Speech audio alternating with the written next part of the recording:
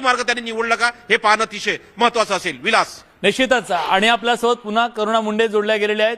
करुणाजी, ज्या प्रकारे आता कमबॅक होत आहे असं तुम्ही सुद्धा सांगताय, सोर्स तुम्ही सांगणार नाहीत, पण तुम्हाला हे खात्रीशीर माहिती आहे की त्यांचं कमबॅक होणार आहे कोकाटे यांच्या जागी?